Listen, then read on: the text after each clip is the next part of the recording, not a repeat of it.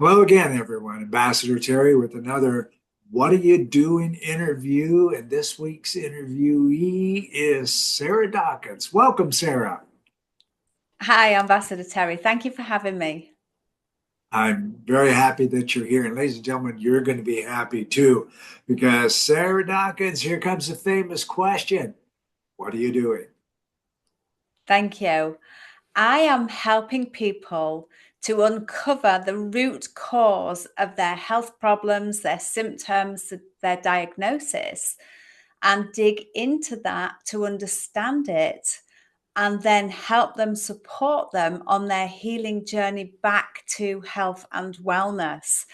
And that needs four areas to be covered because most of us, when we think about health and wellness, we tend to think in the physical plane. So things like nutrition, hydration, sleep, exercise. And that's what I first thought as a registered nurse for 20 years. I thought that's where healing is, in all of that plane. I didn't know that there was other planes that we need to address until I started my own healing journey. And I healed a whole range of different conditions: three autoimmune, depression, PTSD, candida, mental health problems. And it was through my own healing and writing about my healing to help other people to see that we can heal that I stumbled across another plane of necessary healing needs, and that was the mental health, because I'd struggled with mental health. But we just tend to look at it as, you've got depression, you need a pill. You've got PTSD, you need a pill. You've got bulimia, I healed, you need a pill. Well, no, we need to look at what's going on in that mental plane, and we need to calm our mind down. And we can do that with things like mindfulness, meditation, and gratitude. But we also need to stimulate our brains, give it something to work with, things like crosswords, learning a language, doing a puzzle, learning a new craft. All that helps the mind to heal. So that was two of the pillars that I learned around health and healing.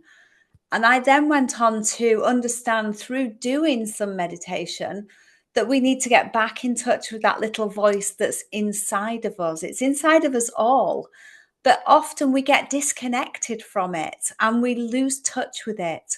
And being mindful and undertaking some meditation brings us back into that.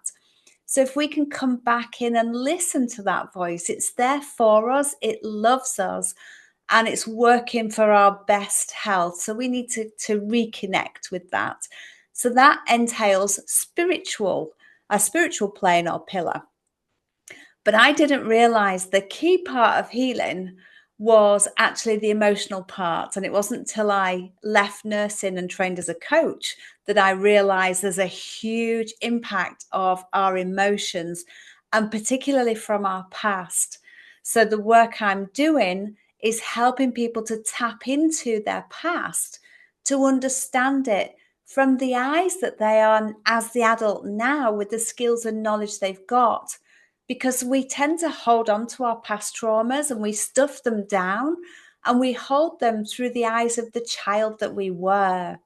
Whereas when we look back at the big picture, not just the detail that we're holding on to, we can see there's so much more to that. So the emotional work is about understanding what happened, who was involved, and what the people who hurt us, what they went through, what their lives entailed, what was their childhood like. Because we go through life with the beliefs that we borrow from our parents, that we take on board as a young child. We just absorb all of that into our subconscious mind. And that runs us on autopilot. So, emotional healing is about understanding what we're running on in autopilot, our patterns, our behaviors, understanding what's happened in our past from a bigger perspective, and working with that with the skills and knowledge that we have now as the adult that we are now, to be able to do some acceptance work that it's happened. We can't deny it's happened. And whatever's happened has shaped us into the adult we are now. But that doesn't mean we have to stay as that adult in that traumatized state. We can heal that through the acknowledge and acceptance to be able to forgive ourselves for whatever we need forgiving for being in those situations, and the other people who hurt us, because hurt people hurt people. So until we can understand that the people that hurt us might have also gone through their own traumas, and they might be similar, but they might be different from what we went through. That's where the crux of the healing takes place, in understanding that. And when we can do that and allow that forgiveness to flow through us, it's not for the other people, it's for ourselves. We forgive others to offload the burden that we've carried around with us for our whole lives. It's a weight. And we tend to use addictions and certain behaviors to keep stuffing that memory down, those emotions of what happened to us.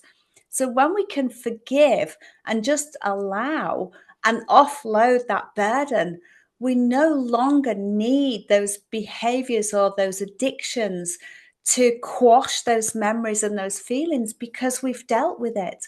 And that's where true healing lies, Love in this. I dealing love it. with And all I'm of that. running out of time. I'm loving this and I'm running out of time. Sorry, ladies and gentlemen. Reach out to Sarah Dawkins. And she's got a great book there available in 4 languages, including English.